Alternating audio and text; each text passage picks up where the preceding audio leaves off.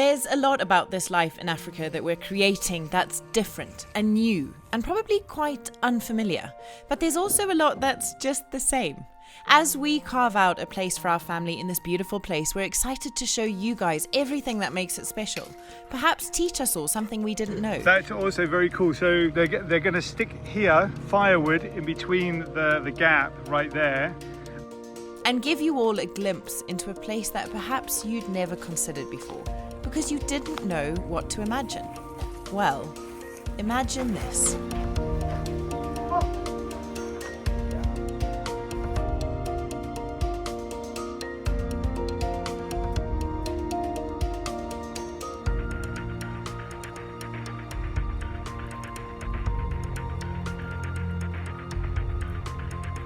Quite right, folks, that's quite right. Somebody's excited this morning, and the reason why we're all excited is because today we're going to start laying the first bricks and stones on our wall here that's going to connect to hopefully what will one day be the stables. The stables, what we mean by that is probably just that's what we're going to call that particular building, but it's going to be an arched entrance building to a, well, hopefully what we'll have is a pool room. That's very ambitious, but fingers crossed for that. Come on. And a guest bedroom down here. So, oh, somebody's excited this morning, hey buddy? We've got architect drawings starting to take shape. Anyway, ideas are being thrown around. Today we've got to measure up the floor plan and get some idea of where things are going to go and how they're going to look. And hopefully very, very soon we'll have actual real pictures and something for John and the gang to start working with. But the first part of that whole process is to build a stone wall all the way along here. Right now though, I want to go up there and have a look at how our little structure over the root of a tree has worked out, because I'm not quite sure whether it's going to have worked. Let's have a look. I've got the tripod there ready and waiting. Tara's editing tonight's video, actually. We're very behind. Yeah, we are literally filming as we go at the moment. It's pretty hand to mouth kind of videos. And the reason for that is we moved across from Portugal to Zimbabwe, and then of course you get to Zimbabwe and you meet the family and you've got all that going on and all of the fun stuff.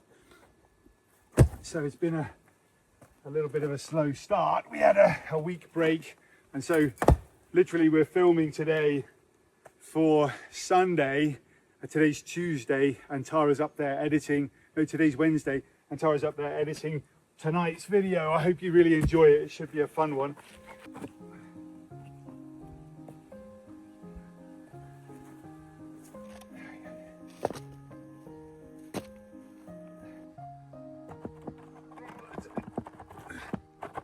There we go. There we go. Did it. Okay. Well, we've got a pretty good structure there, straight over the top of the roots of that tree. That was the whole plan for that. Okay, there's coffee coming with some of those farm bricks. Farm bricks are interesting. This is a farm brick. It's not fired as hot as a normal brick is, so it's quite a lot cheaper, but they serve a really great purpose, especially if you're going to render over the top of them, like we have done on the tiny house up there, the thatched tiny house, which is now our office. They work exactly the same as any normal brick basically, but you do want to put a render over them, otherwise they will, you know, fall to pieces quite quickly. 1,000 of these cost between 35 and 40 US dollars, so pretty good value for money.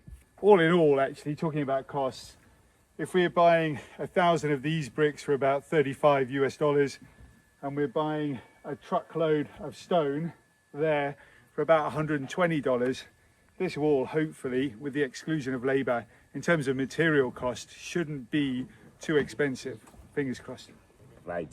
I have some calculations. Our wall, it's 22 meters. So 22 meters, according by the calculations, we need 3,500 farm bricks. So that's the order that we want to put to maintain our wall. So we are going to find some farm bricks, nice and good farm bricks, to lay them here. And also we decided to put some pillars to be stronger enough our wall. Okay, Great. so far we've probably got 500 farm bricks on site. We're going to need another 3,000 by the looks of things. So John and I are going to head out now and have a look at how they're made, and also purchase a whole bunch more. Your truck behind coming to pick up the bricks as well. Yes, it is. But so far they are going to buy some breakfast. So just pulled up on the side of the road here to meet the guys. Same guys actually who in the last episode took us to see the rocks, the stones that we've purchased. It feels a little bit like there's something quite secret about where we're going, and I think that that's got a lot to do with the fact that if we know where those stones are or where we can make farm bricks from, then we might go and we might pick up our own stones. That's about right, isn't it? It's what they are thinking. It's what they're thinking. So Yeah. there is a little bit of like, okay, negotiation over whether we can go to these locations, and we're not allowed to, film the entire route. So we're, obviously we're not showing people where to go to get this stuff. I think that's how it's working anyway. So it's quite exciting. But anyway, somewhere down this dirt track right here, we're going to go and see some bricks. And the fellas, the rock fellas from a couple of episodes or the last episode, they're jumping in the car so that we can go to the right place. They're going to show us.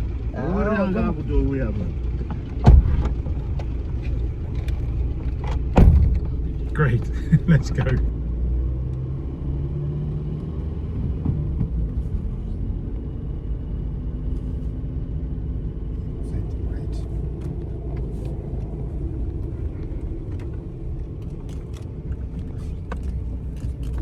Okay, here we are.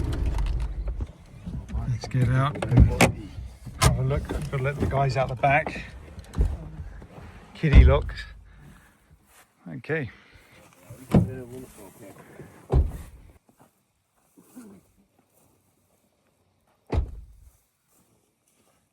Okay, so that's basically it. Look, that's water in the soil, pretty much.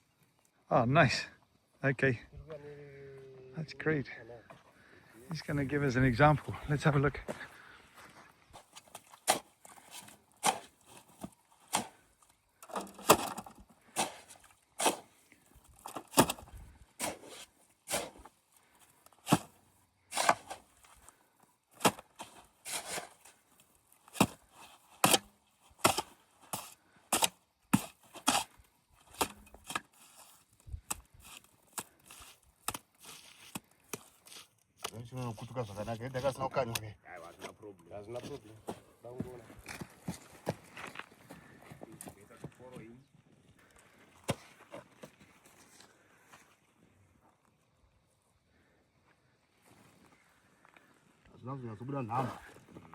There you have it, folks. That is the beginnings of a farm brick.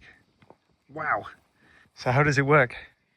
Yeah, if they do like this, they wait for some days to make it dry. So when they become dry, they start to take it from the ground up to the oven. Okay, so it just like sun dries here. Yeah. And here's an example of the bricks before they get burned. So this is the fire, is it? Well, Yeah. If they are doing this oven, yeah. they make some legs, each according with the number of the bricks. Okay. Some of them, they can make 6-7 walls for the fire. So they put firewood here. And they plaster all the oven. Okay. They plaster it. Okay. So when we put fire, the fire won't go out. It circulates inside. Okay, until all the bricks are cooked. Yeah. These bricks here are just sun-dried at the moment. They haven't been heated with the fire.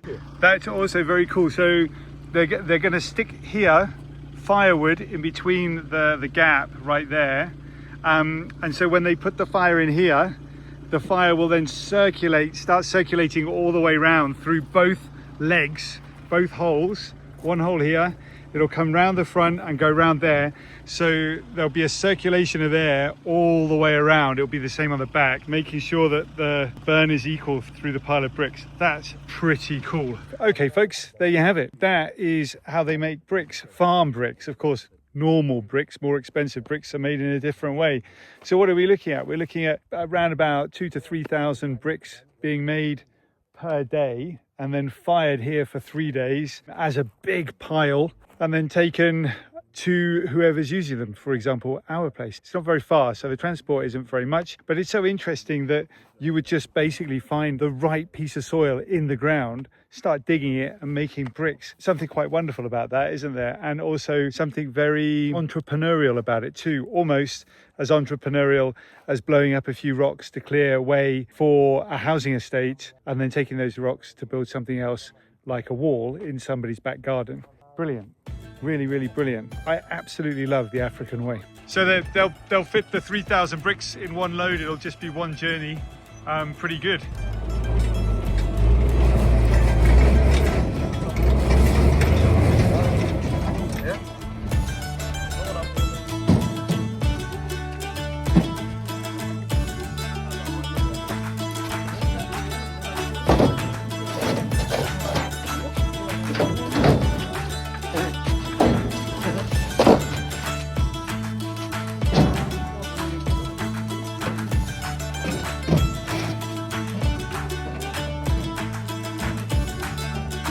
And there you have it, folks. That's where our tiny house was born and where our wall will be born from. The salt of the earth, if you like, the earth of Africa, mixed with a little bit of water, burned to a high temperature, and then driven across a few miles, across a few fields to get to where it's going to become, hopefully, something pretty spectacular. I'm super excited to see the next steps of what we can build with it.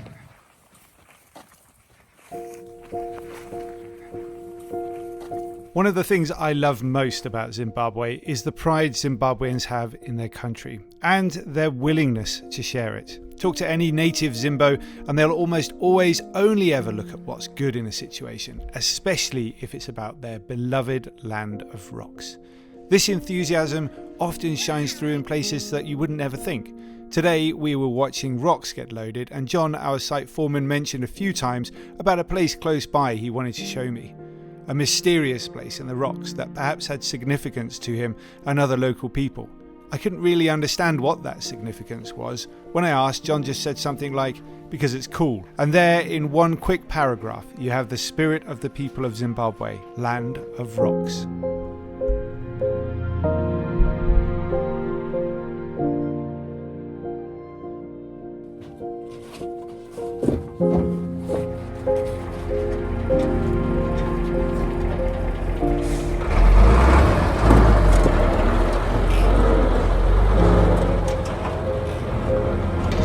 Okay, farm bricks are on site. Here we go.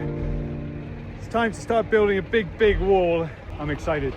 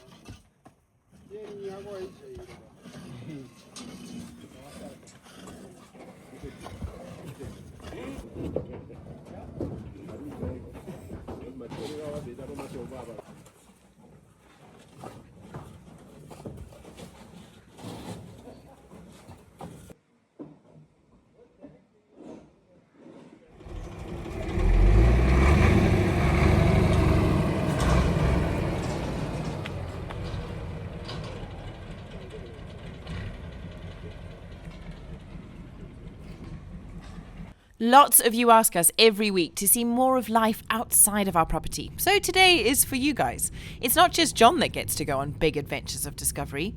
In my world, there's lots to share too.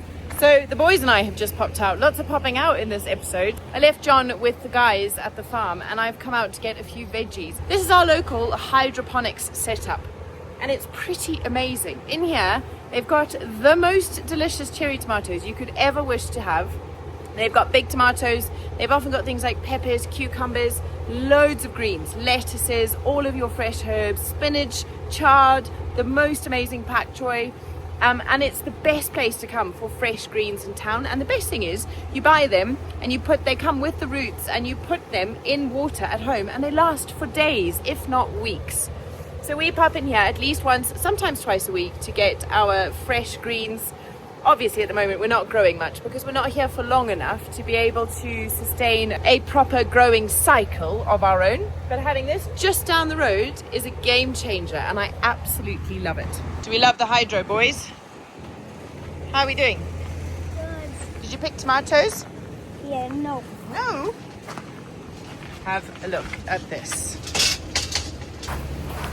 So the chap here, Peter's, just picked a couple of bags of tomatoes for me. One is for us and one is for coffee.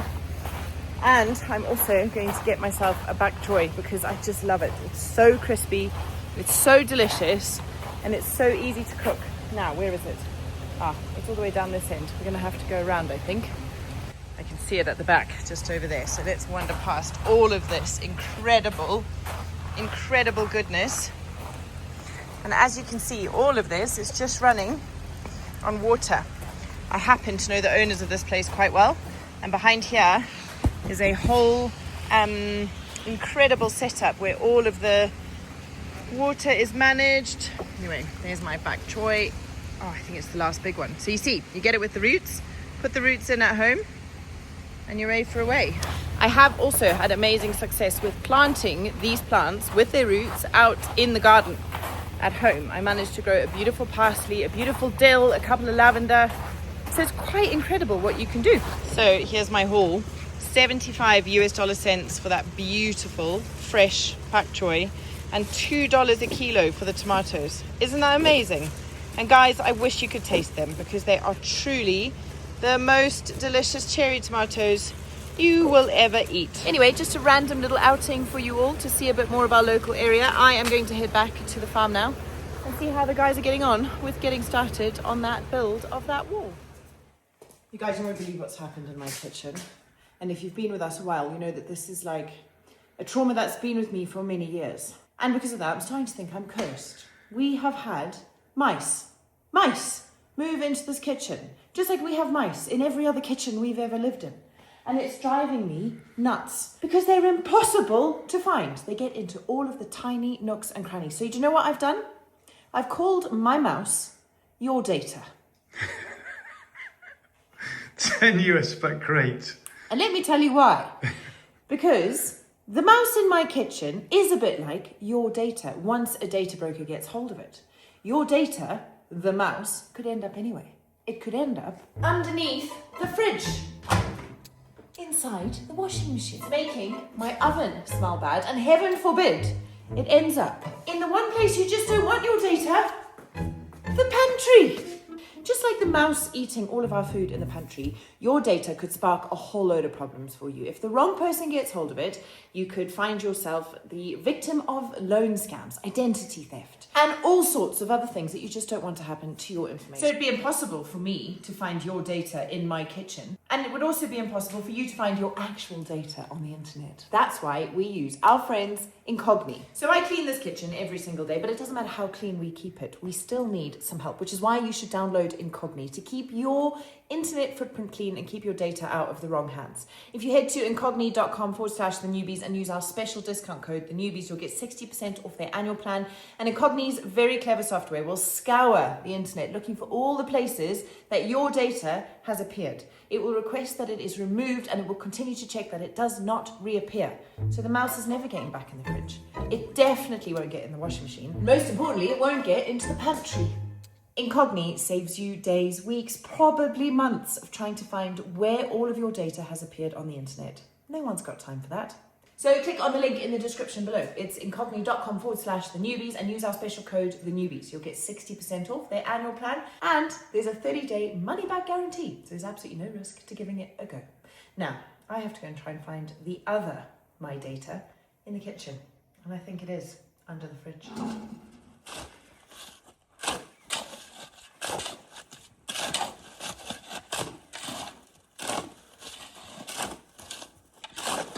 Okay team, it's been one heck of a busy morning alongside all of the other things that you've been watching. Hello buddy. I've been doing some stuff, building a operating system for Think Big creators. That's really good fun. I've also been talking to the architect about the project that we're going to be doing over there, the stables. Tammy has asked for us to measure up the area down the bottom so that she can start putting together some drawings so that next episode, fingers crossed, we can have a really good detailed look at what we're going to do. So Tara and I are just going to get the tape measure out, do a few measurements quickly, and then I think it's around about time to start throwing some bricks down and building a wall. How are you getting on? Yeah, cool. We're just about to start putting some bricks down. Nice. The boys and I did a very successful trip into town. Okay, what'd you get up to? We went and got all that stuff from the hydro. Okay, cool. And we stopped in to see my mum. Sweet tomatoes. Your mum, yeah, how's your mum? She's fine. Yeah. Boys were hand feeding kittens. No, we've done that before. Okay, let's go measure up. Come on. No. No cats allowed. Okay, so the stables, as we're going to call them, but they're not going to have horses in, just people. They're going to be right here. Okay. And Tammy wanted something from us. What did she want? She did. So she wants the measurement of the house to the wall, that distance, and from the house to the greenhouse, so she knows how much space she's got to play with here. Right, so, okay, let's do it.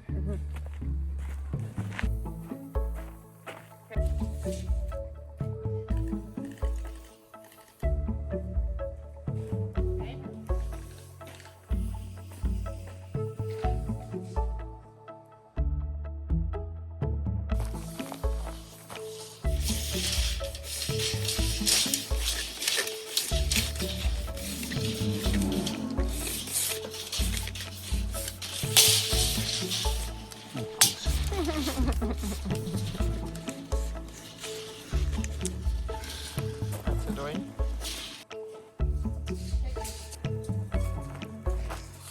Tape measure's just given up the ghost. Doesn't want to go back inside. You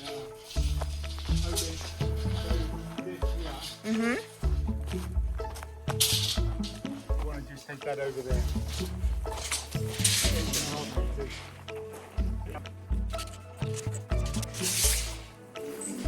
Okay, so I'll message her now, love. 18.5 to the greenhouse and 9 meters from the house to the wall. Yeah, so actually this will be phase one. Phase two is what's already built here, but we're going to rejig it a little bit. And phase three will be the bedroom area over there. With phase one, phase two, and phase three all locking in together. Anyway, All right, let me send this message. You fix your tape measure. No, it's done. It's done. That's the end of Never that. mind. The kids will play with it, no doubt.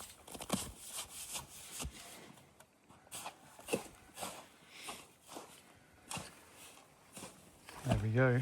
First one goes down. So what are we doing, John? Are we going to put up a column here, first of all? Yes. To strengthen. Yeah, Okay. I'm going to put a column here. Yeah. So it means this outside here is Yeah. for stonework. Yes. This one. Okay. Great.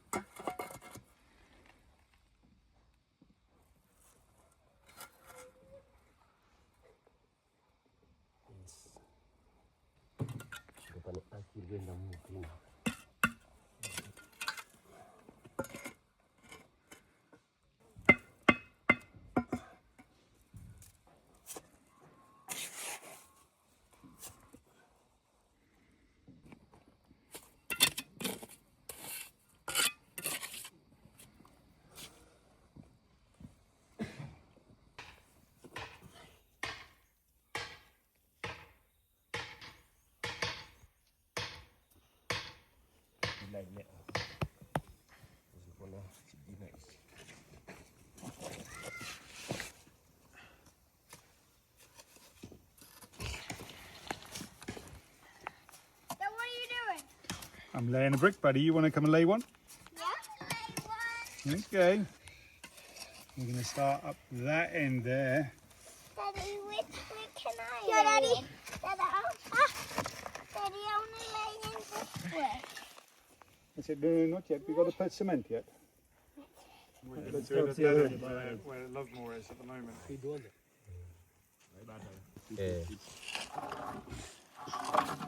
think we can slide it across?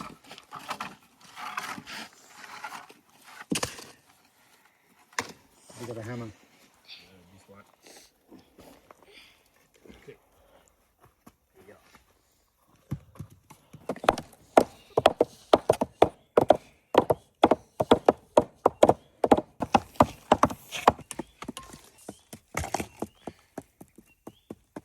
There we go. We got the line.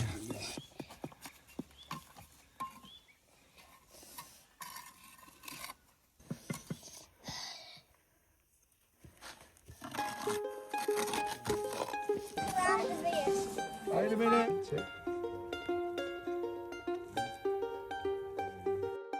Okay, not too hard. Don't press it down too hard. You're just pushing it. That's it. Don't push it too hard, sorry.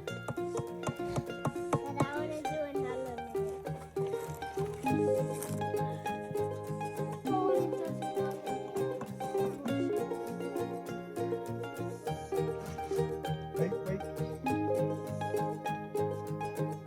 One, two.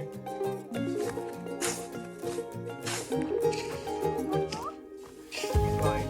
You mustn't touch it. Fine, we want it in. It's fine.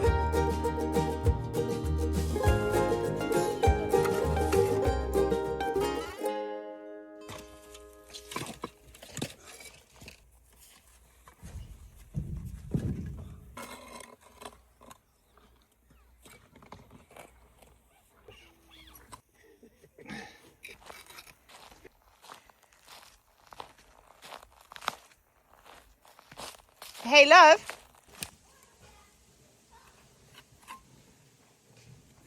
Come look at the guinea fowl. Yeah, I've seen them before. There's so many of them. And you must come. It's just so beautiful up here at this time of day. Yeah. Okay. How many are there now? Are there lots and Oh lots? my gosh, there must be at least 20. Okay.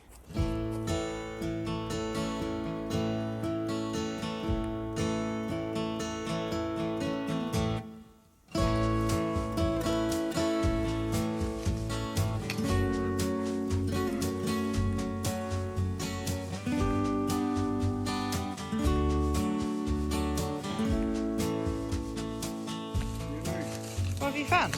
More steps. More steps. Yeah. I think there's more to be discovered on this property for sure. Oh my gosh. The more I walk around it, Darling, I bet you if we cleared all in here, oh, the light at this time of day is just magical, there's isn't a lot it? to be found yet, isn't there? for There sure? really is, and there's so many ideas to dream up and like little areas where things could be. I don't know. Oh, nice. Those steps are beautiful. So the guys are building what I suppose you could call the skeleton of the wall with these red farm bricks. And the idea is that the wall will be built in the bricks and then it will be clad in the stone. And from this side, the house side of the wall, we'll be looking at a stone wall. But from the inside of what is going to be our walled garden, if you will be red brick. So we'll have two different facades to the wall, which I kind of love. Because there's something about these red bricks that is very earthy, it's very natural, they're a lovely texture, they're a beautiful colour. They're a bit like terracotta tiles, which you guys know we're a big fan of. So it's really, really cool to think that we're going to have two faces of the wall to enjoy.